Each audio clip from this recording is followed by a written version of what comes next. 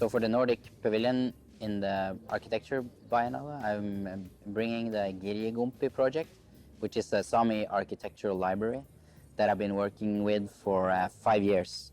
It's a small mobile shelter on skis that can be pulled behind a snowmobile, and it's a library of approximately 500 books, a lot of articles and video documentation and different, I guess you could say, a type of archive, so different design objects as well.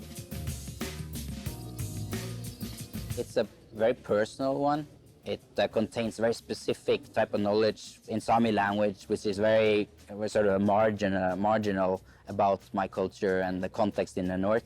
But it's also books that are much more, you could say, global or politically critical, things dealing with more contemporary issues from international writers as well. So it's very subjective, you could say, the way it's kind of composed.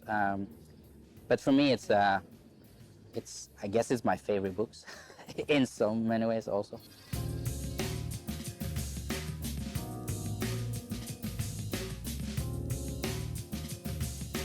It's a topic, Sami architecture, that I've been interested in for the last 15 years since I graduated as an architect.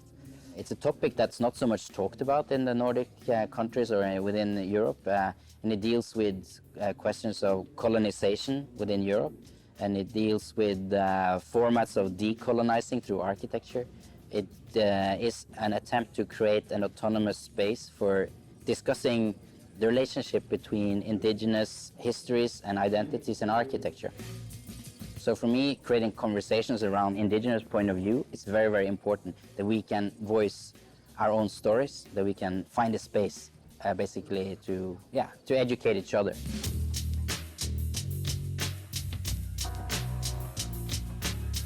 Personally, I learned a lot from the Sami way of thinking about resources and the way a designer situates in a landscape where the closeness to nature, climate shifting and material resources is a symbiotic one.